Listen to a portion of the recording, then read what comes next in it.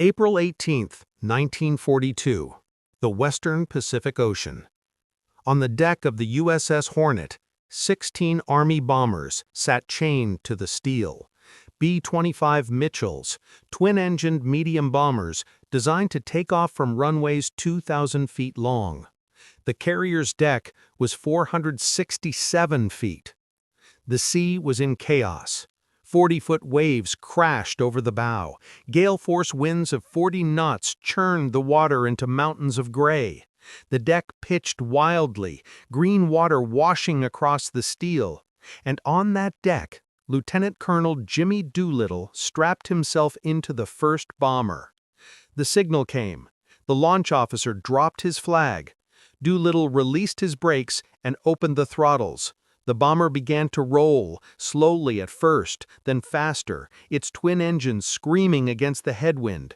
The deck tilted, the bow rose. For a moment, the B-25 seemed to hang in the air at the edge of the carrier. Then it flew. No one had ever launched a bomber this size from a carrier before. Experts said it was impossible. The math didn't work. The physics didn't allow it. But within the next hour, all 16 aircraft would take off from that pitching deck, turn their noses toward Japan, and do something that would change the course of World War II. They were going to bomb Tokyo. Before we dive in, if you're into these stories, make sure you're subscribed. I cover the most incredible missions and moments from World War II every day. Hit the bell so you don't miss the next one. Now, to understand why this mission mattered so much, we need to go back to the darkest days America had seen since the Civil War. December 7, 1941. A date which will live in infamy. In 2 hours, the Imperial Japanese Navy destroyed the United States Pacific Fleet. 8 battleships sunk or damaged. Nearly 200 aircraft destroyed. 2,403 Americans killed. 1,178 wounded. It was the worst military disaster in American history, and it was just the beginning.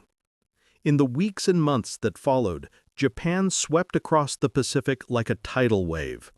Wake Island fell. Guam fell. Hong Kong fell on Christmas Day. Singapore, the Gibraltar of the East, surrendered in February, with 80,000 British and Commonwealth troops becoming prisoners. The Philippines were crumbling. American and Filipino forces, abandoned by Washington, were making their last stand on Bataan. There would be no rescue. They would surrender in April, the largest surrender of American troops since the Civil War. In Australia, people prepared for invasion.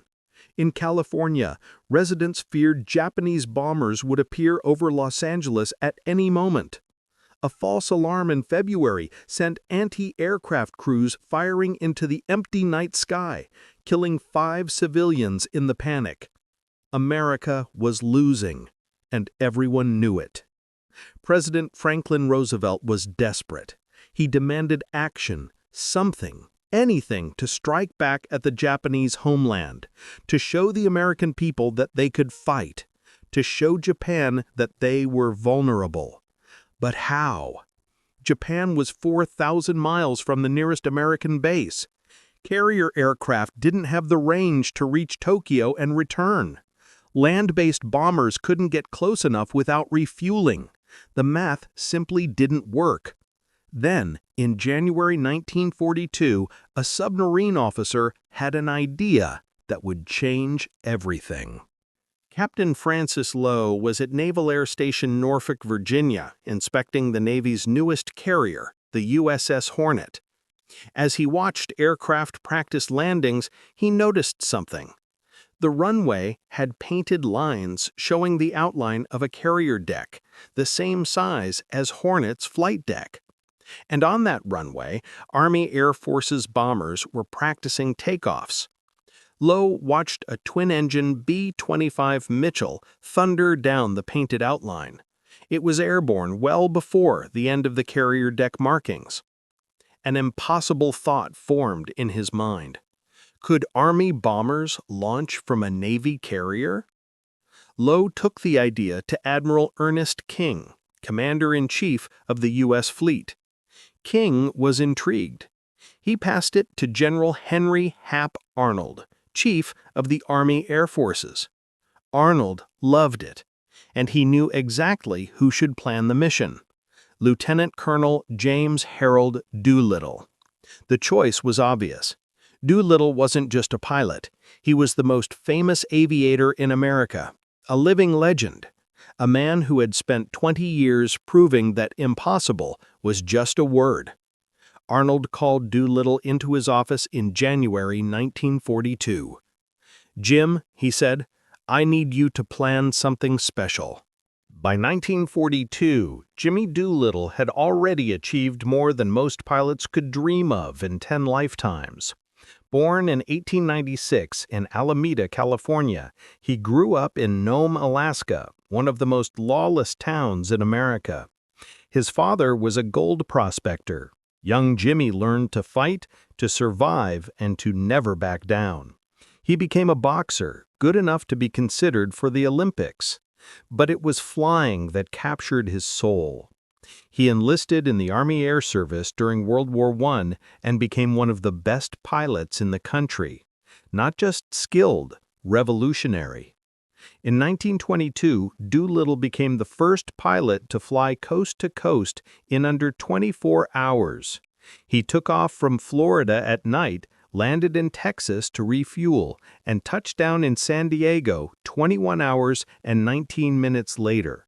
It earned him the Distinguished Flying Cross. But that was just the beginning. In 1925, he won the Schneider Trophy, the World Championship of seaplane racing, with an average speed of 232 miles per hour. No American had ever won it before. In 1927, he performed the first outside loop, an aerobatic maneuver where the pilot is on the outside of the loop experiencing brutal negative G-forces. Other pilots had died attempting it. Experts said it was impossible. Doolittle proved them wrong. In 1929, he achieved perhaps his greatest contribution to aviation. He became the first pilot in history to take off, fly a complete circuit, and land using only instruments, with no view outside the cockpit. Blind flying, they called it. It revolutionized aviation and made all-weather airline operations possible. Then he dominated air racing. In 1931, he won the Bendix Trophy, flying from California to Ohio in 11 hours. In 1932, he took the Thompson Trophy in the legendary GBR-1, an aircraft so dangerous it was called the Flying Coffin, averaging 252 miles per hour with a top speed of 406 miles per hour. After winning the Schneider, Bendix, and Thompson trophies, the three biggest prizes in aviation, Doolittle retired from racing. "I have yet to hear of anyone engaged in this work dying of old age," he said. He left the Army, joined Shell Oil Company as an aviation executive, and became a celebrity. He testified before Congress. He consulted for aircraft manufacturers. He was, quite simply, the most respected aviator in America. In 1940, with war clouds gathering, he returned to active duty at his own request. At 44 years old, most men would have stayed behind a desk. Not Jimmy Doolittle. When Hap Arnold asked him to plan the Tokyo raid, Doolittle had one condition: "I want to lead it myself." Doolittle needed pilots, experienced B-25 crews who could handle the most dangerous mission of their lives. He chose the 17th Bombardment Group, the first unit to fly B-25s, and the most experienced medium bomber outfit in the Army Air Forces. They were stationed at Pendleton, Oregon, far from combat. In February 1942, volunteers were requested for a mission described only as extremely hazardous that would require a high degree of skill and be of great value to our defense effort. No other details were provided. Every man in the group volunteered. Doolittle selected 24 crews, 140 men, and moved them to Eglin Field in Florida for 3 weeks of intensive training. They still didn't know what the mission was. All they knew was that it was going to be dangerous. At Eglin, Doolittle finally told them, "We're going to bomb Japan." The reaction was stunned silence, then cheering. For months, America had taken nothing but defeats. Now they were going to strike back. But first, they had to learn something that seemed impossible. They had to learn to take off in 500 feet. A B-25 Mitchell normally needed 2,000 feet of runway to get airborne with a full bomb load. They would have less than 500. Navy Lieutenant Henry Miller was assigned to teach Army pilots how to do something Army pilots never did: launch from a carrier deck. White lines were painted on a runway at an auxiliary field, simulating the Hornet's flight deck. Miller taught them the technique: full flaps, engines at maximum power while holding the brakes, release brakes at exactly the right moment as the deck pitched upward on a wave. Use the headwind and the ship's forward motion to add to airspeed. It was terrifying. It was dangerous, but one by one the pilots learned to get their 27,000-pound bombers into the air in distances that seemed physically impossible. Meanwhile, the aircraft were being modified. Every ounce of unnecessary weight was stripped. The lower gun turret was removed. The liaison radio was pulled out. In their place, extra fuel tanks. 225 additional gallons in the bomb bay, another 160 gallons in a collapsible tank, another 60 gallons in 10 5-gallon cans. The B-25 normally carried 692 gallons of fuel. These aircraft would carry over 1,100. They would need every drop. The mission called for the bombers to launch 400 miles from Japan, hit their targets, and then fly another 1,200 miles to airfields in China, controlled by nationalist forces under Chiang Kai-shek. Doolittle ran the numbers. It would be close, very close, but it was possible, if everything went perfectly. At the end of March, training was complete. 22 aircraft and all crews were ordered to fly to Sacramento. From there, they would proceed to the Alameda Naval Air Station in San Francisco Bay, to the USS Hornet. April 1, 1942. Alameda Naval Air Station. One by one, the B-25s landed and taxied to the wharf. Mechanics gave each aircraft a final inspection. Any plane with problems was set aside. 16 aircraft made the cut, all that could fit on Hornet's deck. Loading began that afternoon. Giant cranes lifted each bomber and set it carefully onto the carrier's flight deck. It was a tight fit. The aircraft were positioned in a precise order, nose to tail, their wings overlapping. The last bomber hung its twin rudders over the ship's fantail. Hornet's own aircraft had to be stored below decks. For the voyage to Japan, the carrier would be defenseless, unable to launch fighters for protection. If Japanese aircraft found them, they would have to rely entirely on their escort ships. At 10 a.m. on April 2, the flotilla sailed out of San Francisco Bay. Sailors lined the flight deck as the ship passed under the Golden Gate Bridge. Many wondered if they would ever see it again. Most of them never would. The Hornet would be sunk at the Battle of Santa Cruz 6 months later, the last American fleet carrier lost to enemy action. But on that April morning, the crew didn't know that. All they knew was that something big was about to happen. Shortly after leaving port, Doolittle gathered his men in the ship's wardroom.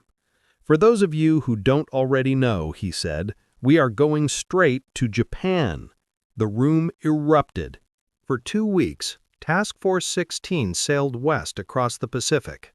The Hornet, carrying the Army bombers, was joined by the carrier Enterprise under Admiral William Bull Halsey. Enterprise's fighters would provide air cover for the task force. Cruisers and destroyers surrounded the carriers in a protective screen. On board Hornet, the raiders trained constantly. They studied maps of Tokyo, Yokohama, Kobe, and Nagoya. They memorized their targets, factories, refineries, docks, military installations. They practiced their escape routes to China. Hornet's intelligence officer, Lieutenant Commander Stephen Eureka, briefed them extensively. He had served as a naval attaché in Tokyo before the war. He knew the city intimately. Every landmark, every anti-aircraft position, every potential target. "You'll be coming in at rooftop level," Eureka told them. "The Japanese won't be expecting you.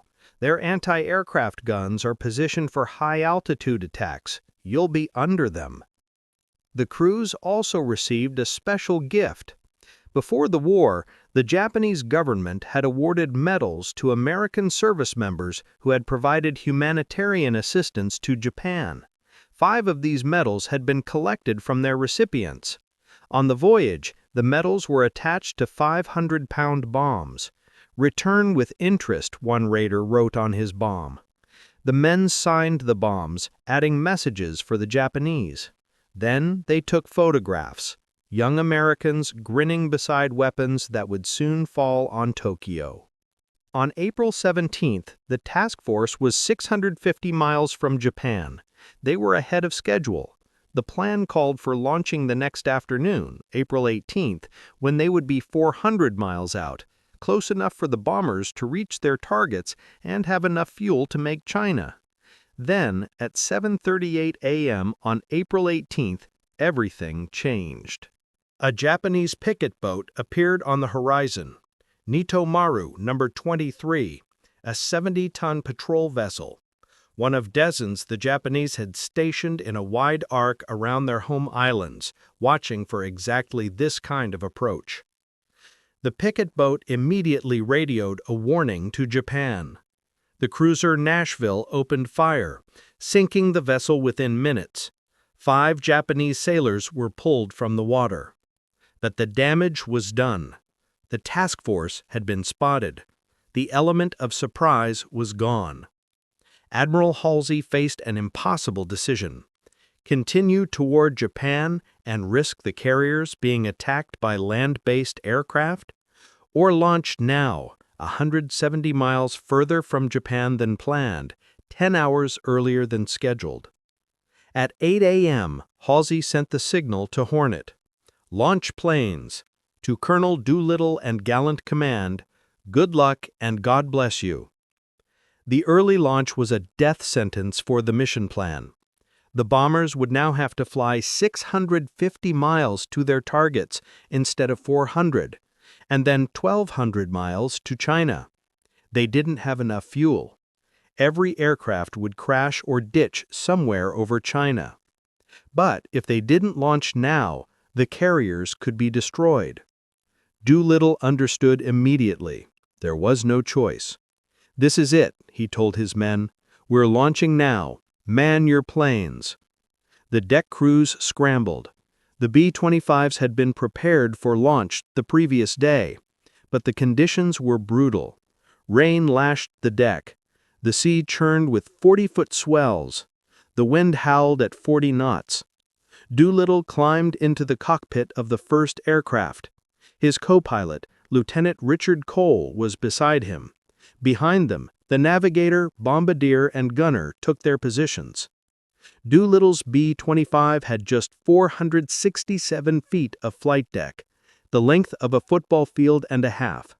He needed every inch. The launch officer stood at the bow, watching the waves. Timing was everything. The carrier had to be pitching upward, bow rising on a swell, at the exact moment the bomber left the deck. That upward motion would give the aircraft extra lift. Doolittle held the brakes and pushed the throttles forward. The engines roared. The aircraft strained against the restraints. The launch officer watched, waited. The bow rose. He dropped his flag. Doolittle released the brakes. The bomber lurched forward, accelerating down the deck as the carrier climbed the face of a wave. Spray flew everywhere. The deck tilted up, up, up. The B-25 reached the end of the deck just as the bow peaked. For a terrible moment, it seemed to hang in the air, neither flying nor falling.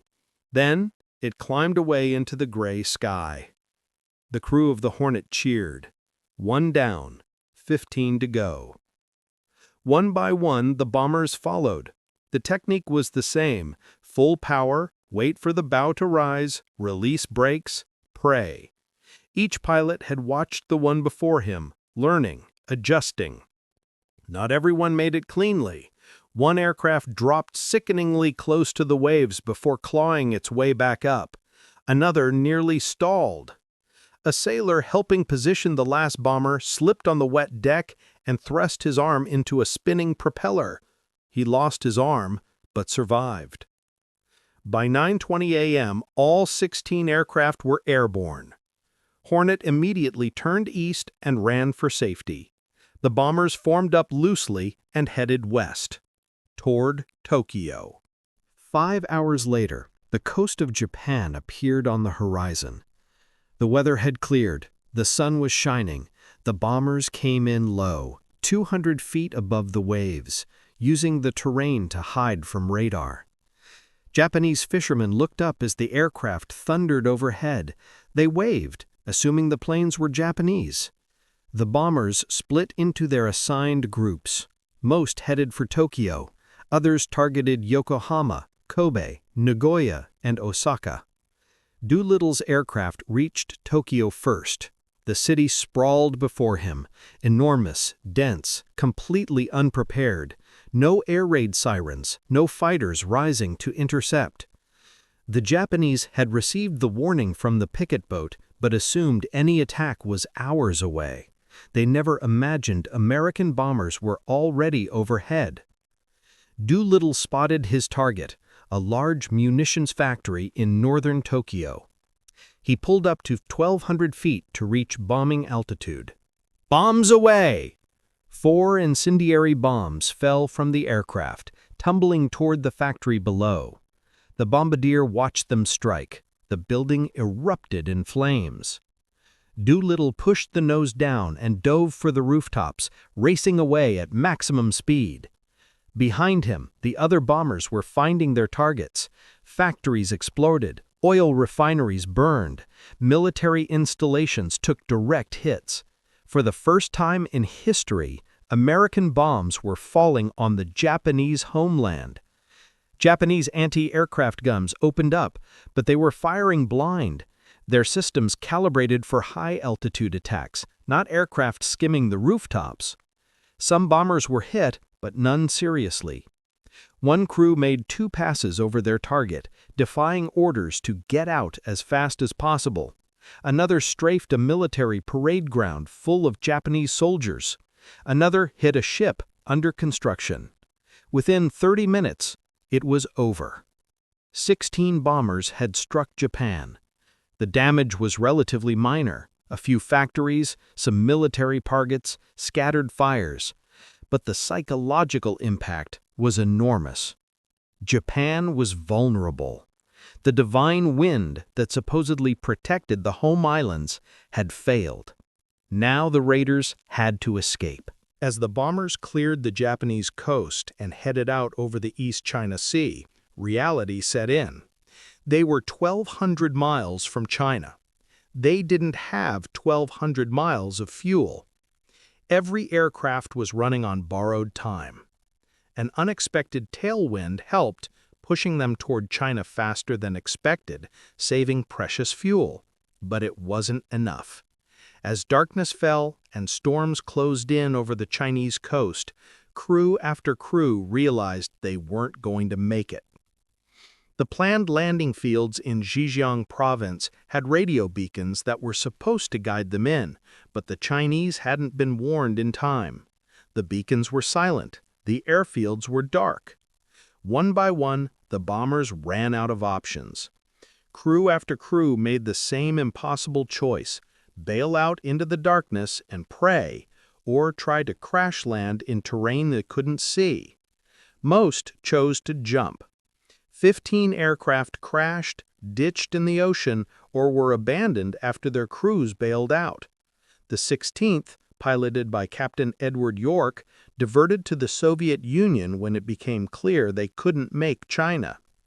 The Soviets were officially neutral and interned the crew for over a year. In the darkness over China, 64 American airmen descended by parachute into a country they'd never seen. Unable to speak the language, surrounded by Japanese occupation forces. They were completely on their own. Doolittle bailed out over a rice paddy near Kushao, China. It was after midnight. The storm was raging. He couldn't see the ground. He pulled his ripcord and felt the parachute deploy, then hit something soft. He had landed in a pile of manure. The smell was overwhelming. His ankle, the same one he'd broken twice in aviation accidents years before, throbbed with pain. But he was alive. In the darkness, he found his way to a farmhouse. The Chinese family inside was terrified. They thought he was Japanese. But they helped him, hiding him until morning when he could find the rest of his crew. One by one, the Doolittle crew reunited. All 5 had survived. But as Doolittle surveyed the wreckage of his aircraft, scattered across the Chinese countryside, despair overwhelmed him. All 16 bombers were lost. The damage to Japan had been minimal, and he had no idea how many of his men were dead. "I felt lower than a frog's posterior," he wrote later. "This was my first combat mission. I had planned it from the beginning and led it. I was sure it was my last." Co-pilot Richard Cole found him sitting in the rain, staring at the wreckage. "What's the matter, Colonel?" "I'm thinking about what they're going to do to me back in Washington. I'm going to be court-martialed." He was certain of it. He had lost an entire squadron of aircraft. The mission had achieved almost nothing militarily. Men were probably dead. His career was over. What Doolittle couldn't know, was that back in America, his name was about to become the most celebrated in the country. Of the 80 raiders, 69 survived and evaded capture. 3 died in crashes or while bailing out. 8 were captured by the Japanese. 2 aircraft crews had come down in Japanese-controlled territory. Lieutenant Dean Hallmark's bomber ran out of fuel and ditched in the ocean off the Chinese coast. Hallmark was injured in the crash, thrown through the windshield, still strapped to his seat. 2 of his crewmen drowned. The survivors struggled ashore and evaded capture for 8 days before Japanese patrols found them. Lieutenant William Farrow's crew bailed out over Nanchang, also in occupied territory. They were captured almost immediately. 8 American airmen, Hallmark, Farrow, Chase Nielsen, Robert Meader, Robert Height, George Barr, Harold Spotts, and Jacob DeShazer, were taken prisoner. The Japanese were furious. The humiliation of having American bombers appear over Tokyo, the first attack on the Japanese homeland in 2,600 years, demanded retribution. The 8 prisoners were transported to Shanghai, where they were tortured for weeks. They were beaten, starved, kept in solitary confinement. The Japanese demanded to know where the bombers had come from. The raiders gave nothing useful. On August 28, 1942, the 8 men were hauled before a Japanese military tribunal. They were accused of war crimes, killing civilians, bombing non-military targets. It was a farce. The Japanese had created a new law specifically for this trial, then made it retroactive so it would apply to the raid. The prisoners were given no defense. The outcome was predetermined. All 8 were sentenced to death. 5 had their sentences commuted to life imprisonment, but 3, Hallmark, Farrow, and Spotts, were selected for execution. On October 14, 1942, the 3 men were told they would die the next day. Hallmark, nearly dead already from dysentery and starvation, willed himself to write one final letter to his family. "Try to stand up under this," he wrote, "and pray." At 4:30 p.m. on October 15, 1942, the three Americans were taken to Public Cemetery No. 1 outside Shanghai. They were blindfolded, forced to kneel, and tied to small wooden crosses. Then they were shot. A fourth prisoner, Robert Meader, died of disease in captivity in December 1943. The remaining four, Nielsen, Haidt, Barr, and DeShazer, somehow survived until August 1945, when they were liberated after Japan's surrender. They had been prisoners for over 3 years. The raiders who survived were saved by the Chinese people. Farmers, villagers, missionaries, ordinary people who risked everything to help American strangers. They hid the airmen from Japanese patrols, they guided them through occupied territory, they fed them, clothed them, carried them when they were wounded. Within weeks, most of the survivors had reached nationalist-controlled territory and were on their way home. But the Chinese paid an unimaginable price. The Japanese were determined to punish anyone who had helped the Americans and to ensure that no part of China could ever be used as a base for another attack. In May 1942, Japanese forces launched the Zhejiang-Jiangxi campaign. Entire provinces were ravaged. Villages suspected of helping the raiders were burned to the ground. Anyone found with American equipment, a parachute, a survival kit, a cigarette, was executed. The Japanese used biological weapons. Unit 731, the infamous biological warfare unit, released plague, cholera, and anthrax in Chinese towns. Civilians died by the thousands from diseases that swept through communities like wildfire. The numbers are almost incomprehensible. An estimated 250,000 Chinese civilians were killed during the Japanese reprisals. 250,000 people dead, because they helped 80 American airmen. The raiders who survived carried that knowledge for the rest of their lives. Every one of them spoke with gratitude and guilt about the Chinese who saved them. Every one of them knew the cost. Patrick Cleary, an Irish bishop in Nanchang, helped several crews escape. When the Japanese found out, they burned the city to the ground. The debt could never be repaid. Jimmy Doolittle returned to the United States in June 1942, expecting a court-martial. He found a hero's welcome. News of the raid had electrified America. For the first time since Pearl Harbor, the country had something to celebrate.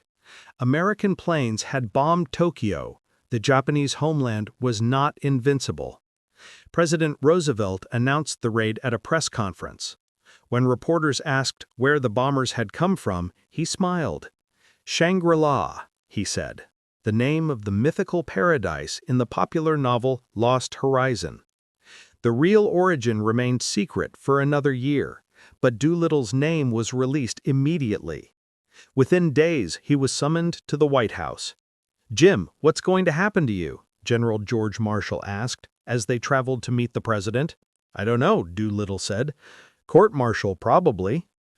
"No," Marshall replied. "The president is going to give you the Medal of Honor." Doolittle was stunned.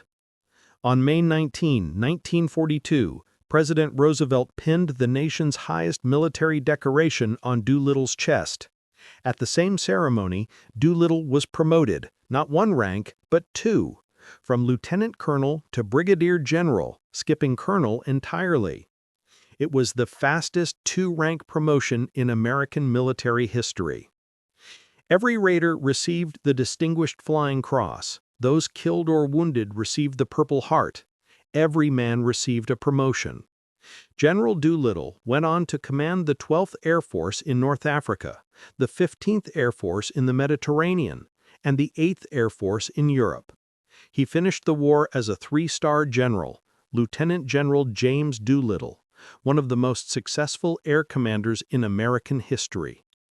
In 1985, President Ronald Reagan promoted him to full four-star general, 43 years after the raid. Doolittle died in 1993 at the age of 96. He was buried at Arlington National Cemetery. His co-pilot from that April day in 1942, Richard Cole, outlived him by 26 years.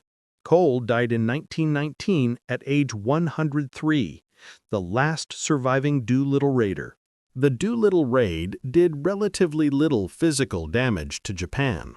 A few factories, some military installations, scattered fires that were quickly extinguished. In purely material terms, it was barely more than a pinprick. But wars are not won by bombs alone. The raid shattered Japan's sense of invincibility. For the first time, the Japanese people understood that their home islands were not safe. Their military leaders, who had promised that no enemy aircraft would ever reach Japan, had failed. That failure had consequences. Admiral Isoroku Yamamoto, the architect of Pearl Harbor, was humiliated. He became obsessed with extending Japan's defensive perimeter, with pushing American forces so far back that they could never threaten the homeland again. That obsession led him to Midway. In June 1942, just 6 weeks after the Doolittle raid, Yamamoto launched an attack on Midway Atoll, a tiny island 1,300 miles northwest of Hawaii. His plan was to draw out and destroy the American carrier fleet. Instead, the Americans destroyed his. 4 Japanese aircraft carriers, Akagi, Kaga, Soryu, and Hiryu, were sunk at Midway. The core of Japan's naval aviation power was gone in a single afternoon. The tide of the war turned. Historians still debate exactly how much the Doolittle raid influenced Yamamoto's decision to attack Midway. But the connection is clear. The humiliation of having American bombers over Tokyo pushed Japanese leadership into aggressive action that backfired catastrophically. For America, the raid meant something else entirely. It meant hope. After 4 months of nothing but defeat, Americans finally had a victory to celebrate. The country that had seemed unstoppable could be hit. The war could be won. Morale soared. Enlistments increased. The nation that had been reeling from Pearl Harbor found its fighting spirit. Jimmy Doolittle understood this better than anyone. The Japanese people had been told they were invincible. An attack on their homeland would cause confusion in their minds and sow doubt about the reliability of their leaders. Americans badly needed a morale boost. 16 bombers, 80 men, one impossible mission. They changed the war. If this story got to you, if you want more stories like this, like and subscribe. I cover the most incredible moments from World War II. Thanks for watching.